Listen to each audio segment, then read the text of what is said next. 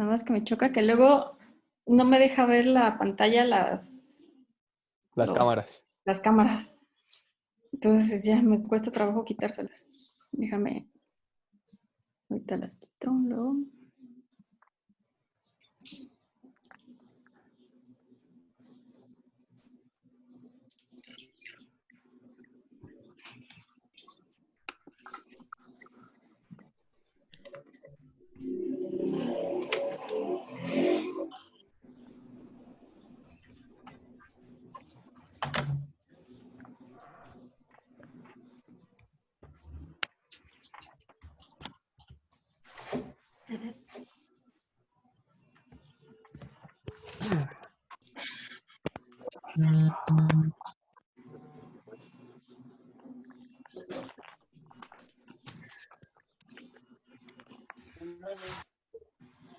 No la guardó en casi el 55.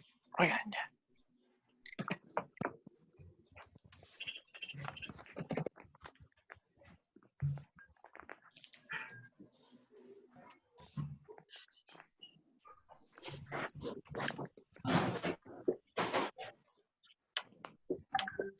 Creo que ya, ¿verdad? Sí. Ajá. Ya.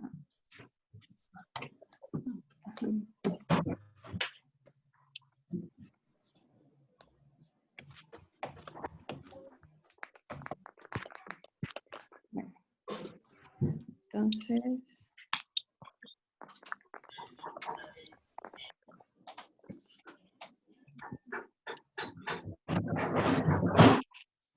¿Sí ven en la pantalla? Sí. Sí. Bueno, entonces tenemos ¿qué parásitos nos pueden presentar lesiones nodulares? Hay muchos larvas que se pueden adentrar en la piel y generar alguna reacción granulomatosa. Entonces, todos estos, la toxocariasis, dirofilariasis, la miasis tubunculosa, la oncocercosis y la cisticercosis son de las enfermedades que tendremos que descartar. Ajá. Aquí, ¿cómo diferenciarían una de otra? Pues tal vez la oncocercosis es más frecuente en lugares donde se tiene aún peor higiene, porque se da por, creo que los huevos de mosca y por picaduras. Así es, ¿y cómo son las lesiones aparte? Creo que son más rojizas, porque como tal sí es una lesión, no es una infiltración subcutánea. Ajá, si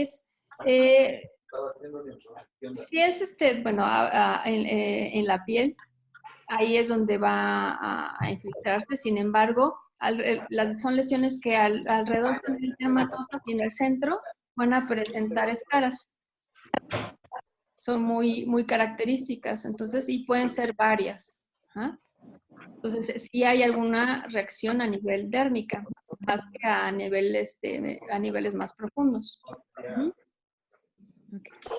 Bueno, entonces, entonces, ¿qué estudios le pedirían a este paciente? Un Yo coproparasitos le pediría una biometría hemática. Un copa. Biometría y coproparasitoscopia. Coproparasitoscópico. Okay. ¿Y qué piensan encontrar en la biometría? Eosinofilia. Eosinofilia. Pudiera ser que se pudiera también ligera vasofilia. Ajá, puede ser muchas de las enfermedades que son por nematodos, pues nos van a elevar, ¿no? Los eosinófilos. Ok, bueno, entonces aquí resulta que este paciente tenía una biometría y hemática y química sanguínea, pues normales. No había ninguna alteración evidente, no había en realidad una eosinofilia. ¿Qué patologías no nos elevan tanto los eosinófilos?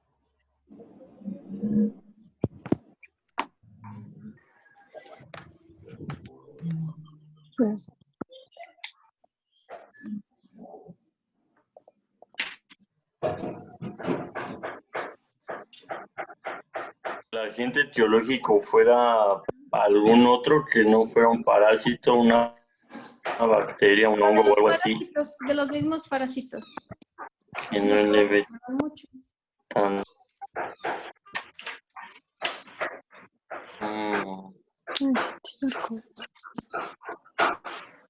Bueno, a veces los pacientes con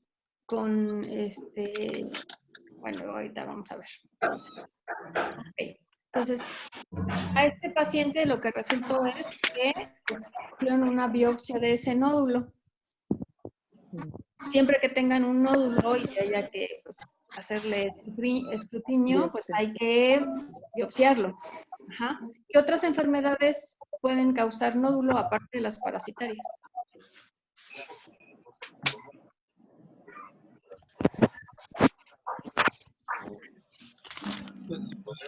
A ver, Adriana. Ajá, Adriana.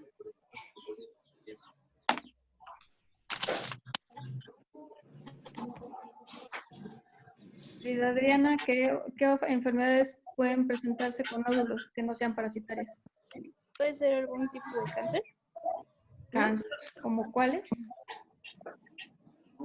Linfomas. Linfomas. ¿Qué otra cosa? ¿Podría ser un linfoma?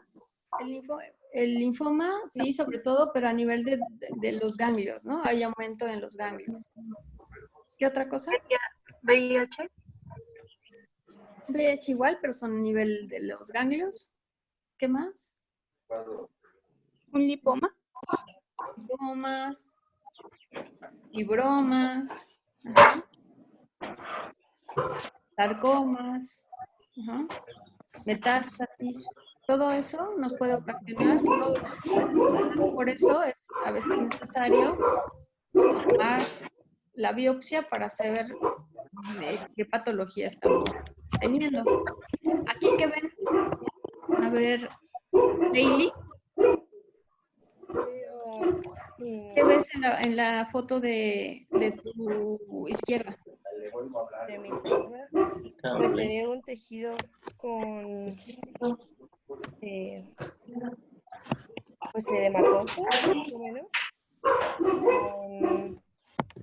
de una coloración rojiza, rubicundez. ¿Qué es la parte de arriba? Como bulas. En la parte de arriba. Ajá. Ahí no alcanzo a distinguir. A ver, ¿quién le ayuda? ¿No es el Scolex de la tenia? No. Pero del lado izquierdo, ¿verdad? Del lado izquierdo. Que es la muestra del tejido macroscópico. Pues que aparentemente no está irrigado. No, pues la parte de hasta arriba es piel, es epidermis, ¿sí? Que está marcada y no hay ningún problema. Y lo que ven amarillo, todo lo que está rodeando es tejido celular subcutáneo. Y en la parte central se ve una lesión quística. Un quiste de contenido purulento, posiblemente. No, no es purulento, porque si fuera purulento se vería más amarillo. Se observa como un infiltrado, ¿no? Quizá. Es un contenido líquido, claro, en realidad. Canceroso. ¿Sí? ¿Esto se llegó a tomar con un dermatomo, doctora? ¿O simplemente con una incisión? Yo creo que seguramente fue con una incisión. Okay. Bueno, entonces, ese quiste, esa lesión quística, pues bueno, puede ser tratada por muchas patologías, pero entonces ya a nivel del microscopio se vieron que, bueno, ahí va a ser un poquito más complicado para ustedes, a lo mejor ver, ¿no? Distinguir. ¿Logran distinguir algo? ¿Alguien? Ramificaciones. Ajá. ¿Qué otra cosa? Lo que decían del Scolex. ¿Dónde está el Scolex? ¿En qué parte? Son proglótides, ¿no? Son proglótides con sus ramas uterinas. No. Pareciera que son proglótides, pero no los confundan, porque los proglótides, o sea, este no es un proglótide. Este es el quiste, es lo que vieron en el microscopio del quiste, no de la proglótide. ¿Sí? Sí se pudiera confundir, pero no es el proglótide.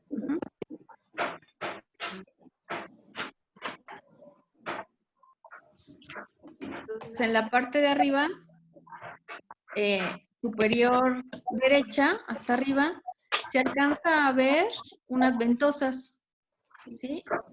Son dos, nada más que en la foto aquí como que se alcanzó a borrar, se me hace que una de arriba. Son dos ventosas y en la parte de arriba central, ahí se ven los ganchos, tiene hileras de los ganchitos, ¿sí los alcanzan a ver? Sí.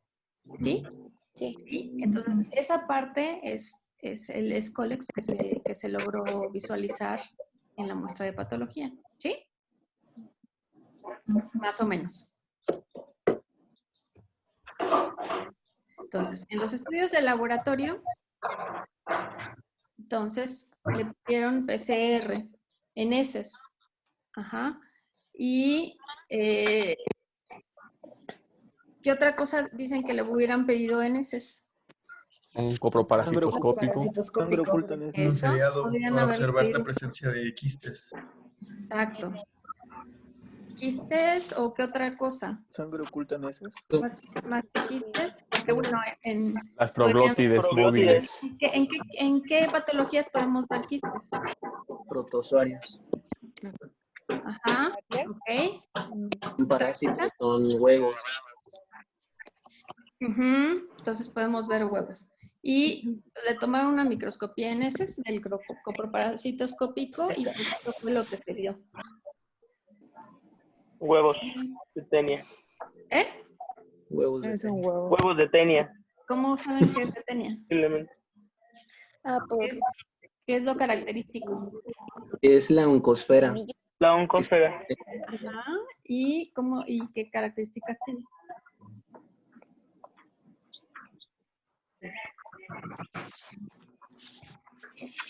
A ver, Jimena.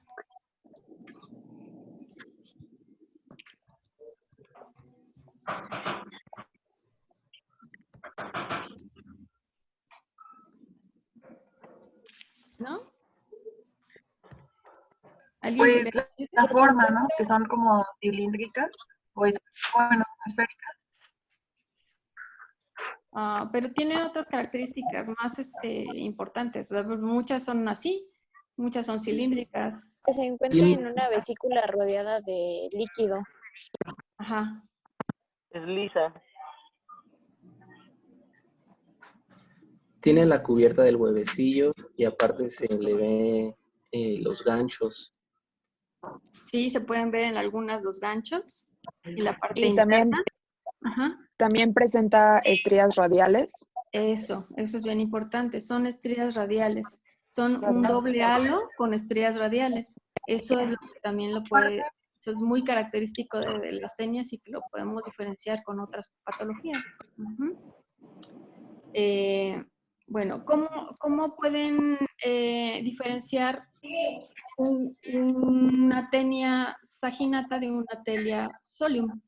Por las El número de ramas El número uterinas. de ramas uterinas.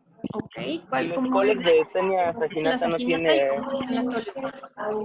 El solium tiene menos de 13 ramas uterinas y saginata tiene más de 13.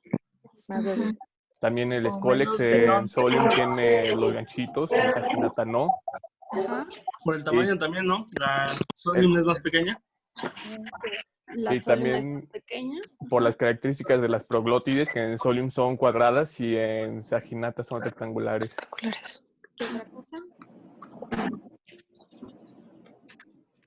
Por el lugar mediante el cual se adquieren.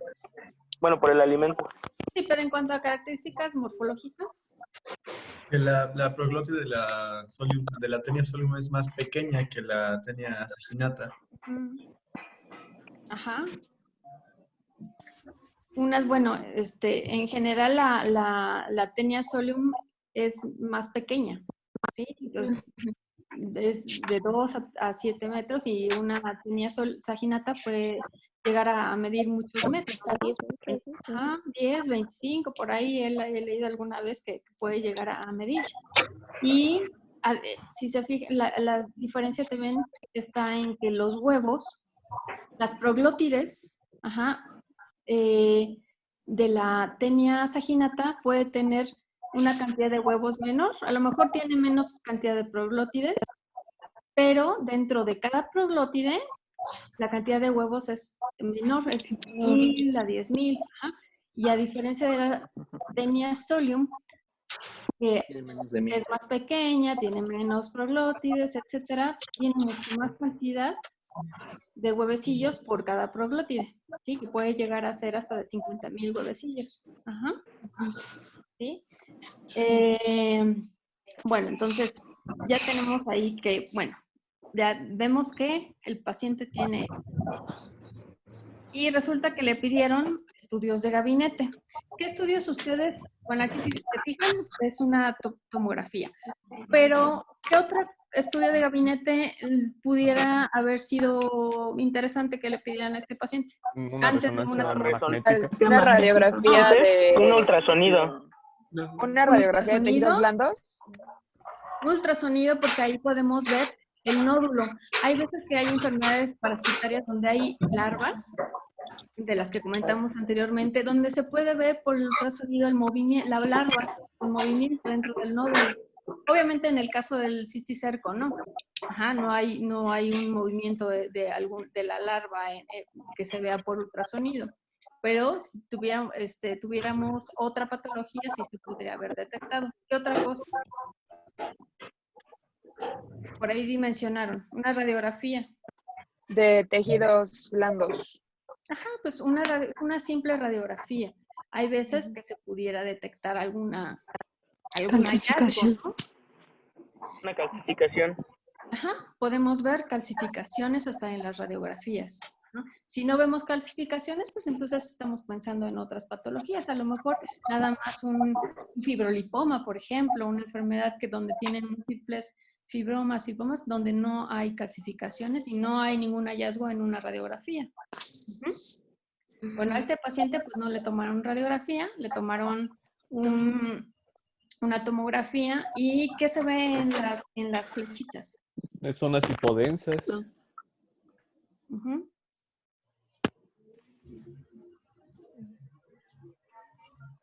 ¿Nódulos? Nódulos. Calcificaciones nodulares. Lesiones nodulares. También delimitadas. Exacto, que están delimitadas. Se encuentran Son en qué pequeñas parte. también. ¿En qué parte? Si se fijan, están a nivel subcutáneo. Otras están ya dentro de la parte abdominal. Otras se encuentran a nivel de cuello. Y hay una muy característica que le ven aparte.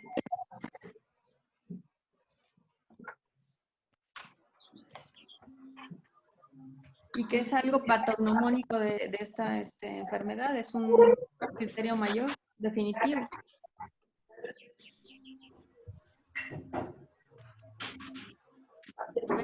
Gillian. ¿Qué alcanza a ver?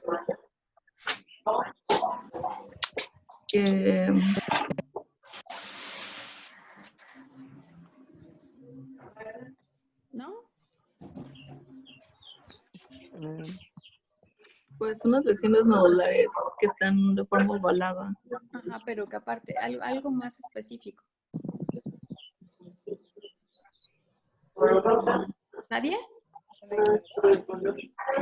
Puede ser que parece que ya están calcificadas. No están calcificadas. De hecho, se le ve un poco el halo, si se fijan, la parte central es un poquito más hipodensa, la parte del alrededor tiene un halo más con mayor reforzamiento. Y sobre todo en la imagen superior del cuello, ¿sí? La primera flechita hasta arriba, si se fijan, se ve un puntito. Sí. Eso es el escólex. Entonces, esa es una imagen muy característica de que sea un... ¿qué? Cisticerco. Cisticerco. Entonces, y pues le pidieron a este paciente aparte una, ¿qué es eso? Resonancia. Una resonancia magnética. Entonces ahí podemos ver otras imágenes iguales, ¿no? Lesiones nodulares que refuerzan, que tienen una periferia con un reforzamiento, un centro más claro. Ahí es cuando dicen que el cisticerco está activo. Sí. Sí, ahorita vamos a ver unos cuadritos donde hay varias fases de la enfermedad. Cuando está viable o activo, cuando está en su etapa de que ya está disminuyendo sus capacidades de protección, y es cuando empieza a haber mayor sintomatología, y cuando ya está inactivo o está en su fase que no es viable. ¿Estudios de imagen sí se distinguen? ¿Mande? Por estudios de imagen sí se distinguen cuando están Sí, activos. claro. Exacto. Entonces, lo pueden distinguir tanto por estudios de imagen o por histopatología. Entonces, aquí, bueno, entonces vamos a ver aquí las diferentes fases. Fase viable, degenerativa y no viable. Entonces, en la fase viable son lesiones vesiculares con reforzamiento, y es viable, es más fácil que sea visible. En las lesiones degenerativas son lesiones nodulares que refuerzan todavía, pero ya empiezan a ser más pequeñas, ya son menores de 2 centímetros, van disminuyendo en cuanto al tamaño. Y en las no viables son ya igual lesiones nodulares, pero más pequeñas y ya calcificadas. Ya se ve solamente una imagen muy densa 12 horas. Con densidad pues, ósea, ¿no? Una mayor densidad, más blanquitas. Y miden de 1 a 5 milímetros generalmente. Y pudiera o no haber cierto edema alrededor. Pues, obviamente en las fases viables, como todavía el cisticerco genera unas defensas para que el mismo organismo no detecte y no haya una sobreproducción de inmunidad, es asintomático. Generalmente no causan mayores síntomas. Entonces, y eso puede perdurar por años, de 3 años más, ¿sí? 10, 20 años que pueden durar así sin generar ninguna sintomatología. Y cuando ya empieza a degenerar es cuando se empieza a ver alguna sintomatología que es derivada a la misma respuesta inmunológica que genera el organismo contra el cisticerco. Entonces, aquí, pues, este paciente pues, está en una fase, y hay pacientes que pueden tener cisticercos en todas las fases. No pueden tener algunos en fases viables, otros en degenerativas y otros en no viables. Aquí les quise poner otro cuadrito, para que veamos, ¿no? Teniasis.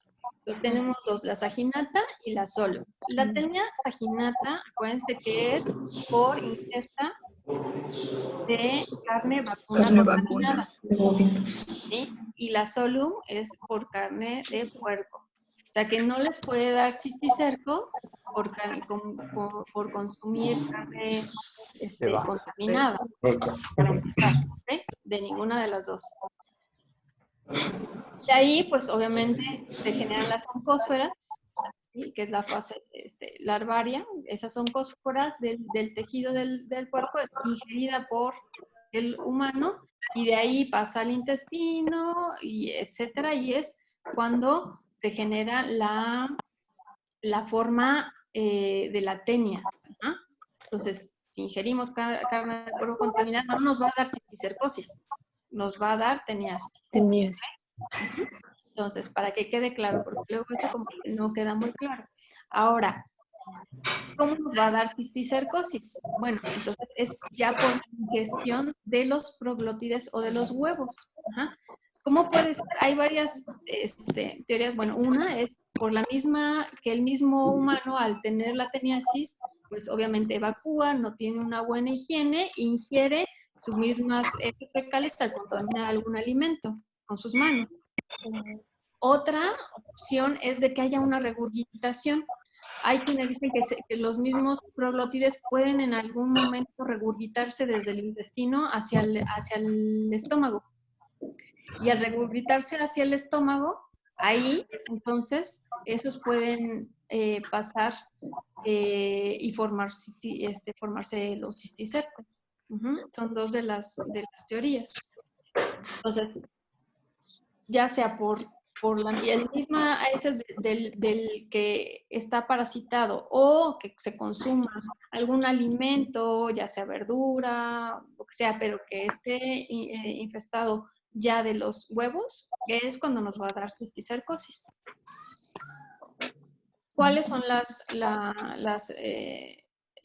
formas? Se va a presentar extraneuralmente o neural. La neural, pues es la neurocisticercosis. Entonces, generalmente los pacientes que tienen cisticercosis no necesariamente tienen teniasis.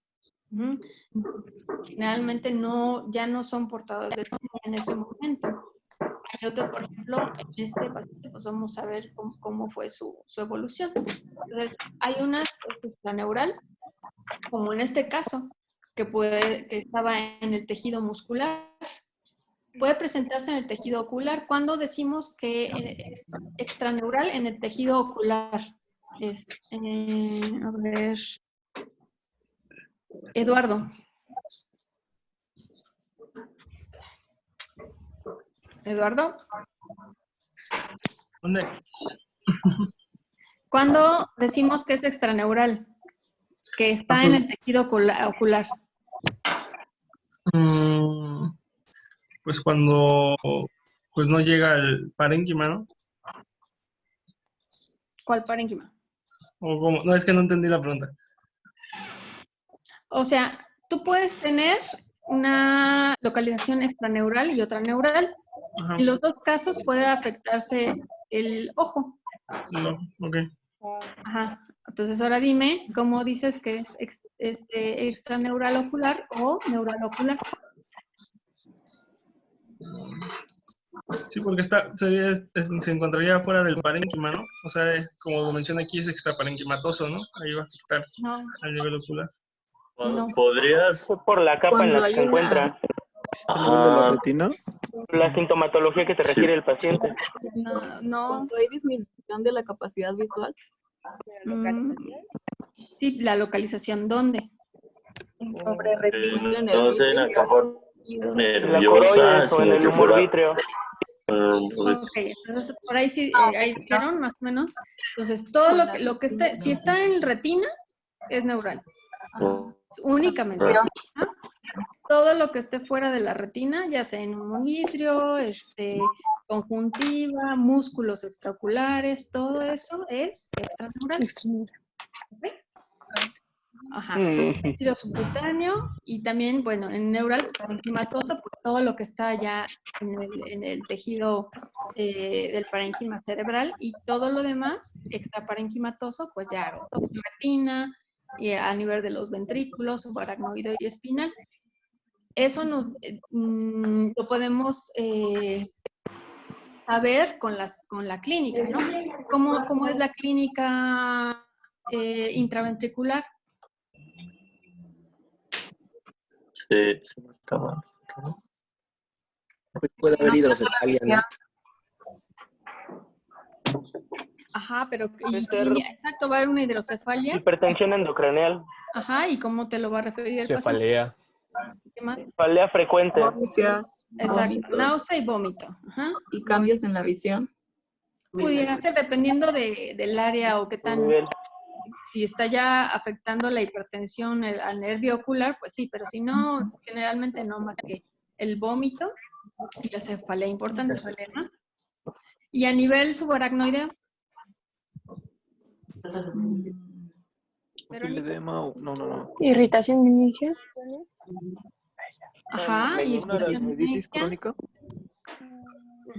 Pero aparte, ¿qué más clínicamente cómo lo van a ver ustedes? ¿Convulsiones? No. Convulsiones es cuando es a nivel parenquimatoso. ¿Con hiperreflexión? ¿Ataxia? puede haber ataxia, les va a dar más datos de afectación radicular. Entonces pueden tener cierta lesión, cierto grado de disfunción motora en alguna parte de su cuerpo. Puede ser unilateral, no tan generalizado, y pues dolor y disminución de la movilidad.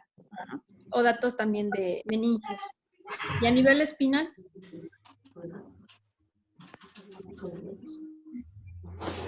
Movimientos involuntarios. O la hidrocefa. ahí ya es más lo que Dependería si más. está en sensibilidad o en motricidad, ¿no? Exacto, más sobre todo motricidad. Pero ahí ya pueden tener ya más grados de paraplegias, ¿no? Dependiendo del nivel espinal en el que se encuentren. Ok, entonces, en este paciente, ustedes, ¿cuál es el manejo que le darían? Puede ser una resección quirúrgica. En el caso de los que están subcutáneos, pero no tan profundos. No. No. Tres antiparasitarios. Ajá, ¿les dan el antiparasitario? ¿Qué les dan antes? ¿Qué antiparasitarios? ¿Cuál que le dan primero? El praziquantel y el vendazol. Niclosamida en caso de que no hagas. ¿La niclosamida es para la cisticercosis o para la teniasis? No, teniasis. Teniasis. Okay, ajá, niclosamida es que tienen que dar para las dos cosas. ¿Y así de se lo dan? No, es que es una combinación con albendazol, glucocorticoides, cimetidina y otros fármacos. ¿Pero qué otros fármacos? Tiene que dar también corticosteroides. Corticosteroides y antiepilépticos. Ajá. ¿Y entonces qué le van a dar primero? ¿O todos juntos? Primero se le dan los antiepilépticos, ¿no? Ajá. Y luego los corticosteroides. Antiepilépticos y corticosteroides. Ajá. ¿Cuánto tiempo antes?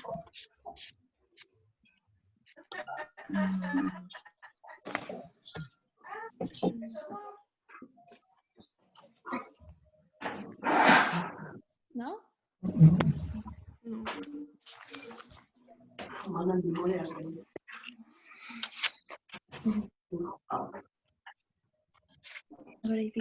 Al menos un día antes tienen que dárselos. Si se puede dar más tiempo es mejor. ¿Por qué? Rodrigo. Pues son profilácticos, porque como el albendazol y todos esos antiparasitarios van a destruir el parásito, puede que si está reactivo se siga moviendo dentro del mismo parénquima y ocasione más daño. Ok. Si ustedes vieran cisticercos en su fase no activa, ¿también le darían tratamiento? No. Pues no, ¿verdad? Porque entonces ya no es indicado darlo, el parásito ya está prácticamente muerto. Ajá. Algunas veces, algunos pudieran llegar a presentar crisis convulsiva. Solamente en el caso de que tengan crisis convulsiva les van a dar, y solamente los anticomiciales, nada más. Ok, bueno, entonces aquí les puse unas tablitas para el diagnóstico. Aquí en el paciente que tenemos, pues tenía algo muy, muy absoluto, que es la demostración histológica mediante biopsia. Entonces, ya con eso hicimos el diagnóstico definitivo, ¿sí? Es un criterio absoluto. Entonces ya es más que suficiente. Los diagnósticos que son probables, tenemos que descartar otras patologías. Entonces, estos se los tienen que aprender para saber si le van a dar o no, o si se van a tener que hacer más estudios a estos pacientes. ¿ok? Pero en el paciente que tenemos, pues fue algo muy, muy sencillo de dar. Entonces, a este le dieron albendazol, 15 miligramos por kilo por día durante 28 días. Le dieron prednisona, 1 gramo por kilo por día durante 28 y valproato de sodio y gastrografin. Ajá. Después de esto, a los 3 días presentó fiebre, cefalea y dolor subcutáneo. Secundario a, pues a lo mismo que hemos comentado, ¿no? Que el parásito empieza a aumentar la inmunidad. Sí, porque se está ya tratando de atacar el mismo con los antiparasitarios y pues va a incrementar la respuesta inmunitaria. ¿Qué le hubieran dado ustedes? ¿Por qué le dieron gastrografin a este paciente? ¿Qué es gastrografin?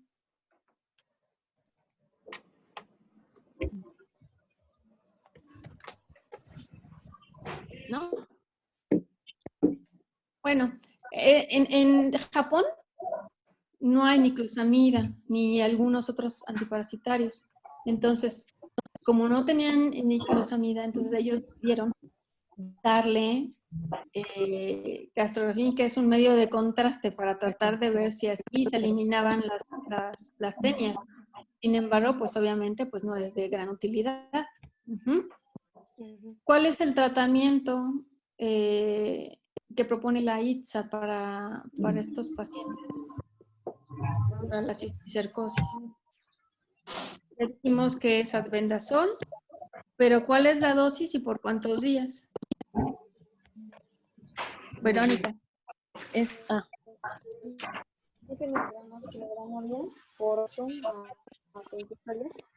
¿Qué cosa? Es que no oí bien.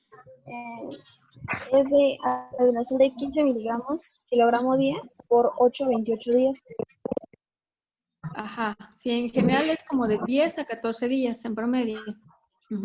Pudieran darlo más tiempo, pero con eso pueden ser, es más que suficiente, ¿ok?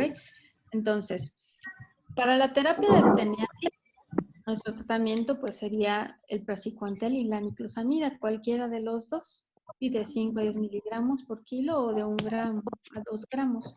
Eso, hay la niclosamida.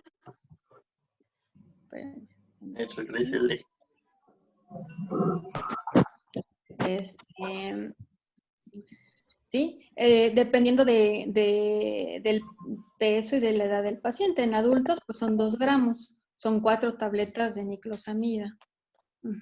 Ahora, para la cisticercosis, pues ya como ya vimos, para la terapia anticomicial le pueden dar fenitoína, carbamazepina o levetiracetam. Y siempre iniciarle al menos un día antes la prednisona de a 1 miligramo por kilo por día o dexametasona 0.1 miligramo por kilo por día durante todo el tiempo que dure el tratamiento antiparasitario. ¿Sí? Si se vieran 1 o 2 quistes, entonces le podemos dar solamente el puro albendazol. Ajá. Pero, sin embargo, si tenemos más de 2 quistes, en este caso hubiera sido muy bueno que le hubieran dado, además del albendazol, praziquantel, 50 miligramos por kilo por día, dividido en 3 dosis por la misma cantidad de días. Después del tratamiento, ¿ustedes le pedirían algún estudio o no? ¿O ya con eso es suficiente? Pues yo había leído que posterior a terminar el tratamiento se tiene que localizar el Scolex en heces y que si no se ve, pues se tiene que después de 15 días volver a repetir el tratamiento porque no hay una seguridad de erradicación. Ok, sí, entonces para la teniasis tenemos que volver a pedir nuevamente muestras en heces para ver si ya hubo una erradicación. Ok. Para la cisticercosis.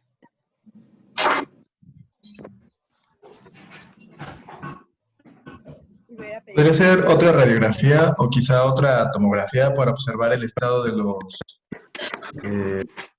los quistes que pueden estar ahí. Ok. ¿Cuál es el tiempo más o menos en el que pudieran pedirse? Posiblemente terminando el tratamiento o a mitad del tratamiento.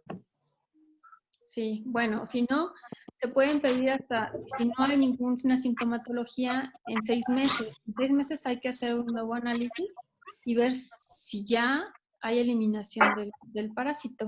Se pueden hacer, o sea, lo ideal sería que, por ejemplo, les los hicieran al mes y después a los 6 meses para ver que haya una erradicación con pruebas de tomografía. Entonces, a este paciente le pidieron un estudio de control a las 4 semanas donde ya no había muestra de ningún parásito a nivel cerebral. Y entonces, a partir de entonces, pues suspendieron el anticomicial al haber hallazgos de que ya no hay ningún parásito y se le dio un seguimiento a 6 meses ya viendo que estaba libre de enfermedad. ¿Ok? ¿Alguna duda? No. Bueno, vamos a... Perdón, una duda. ¿Y qué sucede en los casos o cómo se daría el cuadro clínico en los pacientes que afectó al corazón? Es igual. Ahí el corazón pues es una enfermedad, o sea, más bien la sintomatología es lo que pudiera cambiar. En esos pacientes lo que les pasa a veces son arritmias cardíacas. Ajá. Porque a veces se encuentran en zonas donde están la transmisión del impulso y eso genera. Entonces, ahí, ¿podrían presentar como un tamponade? Lo que más se presenta es como arritmias. Pudiera llegar a ser un tamponade, pero eso no es muy frecuente. Lo que más se genera son arritmias y eso lo pueden ver con un ecocardiograma, pues hacen el o con una tomografía. Y ahí ven a nivel del corazón, pues que están los cisticercos. Y el tratamiento es básicamente el mismo. Es difícil que haya cisticercosis únicamente en el corazón y no haya a nivel cerebral, porque tiene mucho mayor afinidad al tejido neuronal, el cisticerco. Generalmente cuando hay a otros extraneuronales, puede ser que sea muy posible que tengan a nivel nervioso central. Entonces siempre hay que tomar una tomografía de cráneo, aunque lo encuentren en otro sitio. Ok. ¿Sí? Sí, gracias. ¿Alguna otra duda?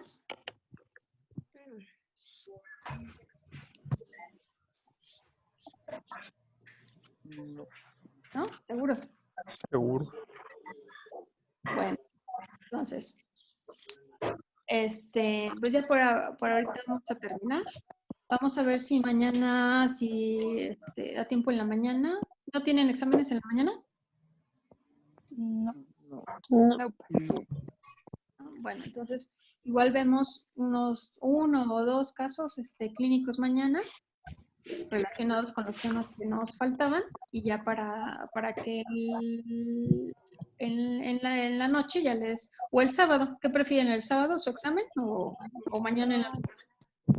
Mañana en la noche. Mañana en la noche. Bueno, pues mañana en la noche ya le suba su examen.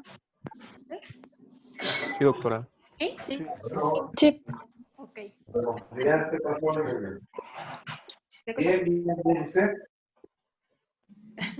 Bueno, entonces nos vemos mañana y a ver si les hago otro caso nada más para como reforzar los temas que ya, supongo que ya los vieron todos, ¿verdad? Los de sus compañeros. Sí. Sí. Bueno, ok. Vale, entonces, hasta mañana. Mañana, doctora.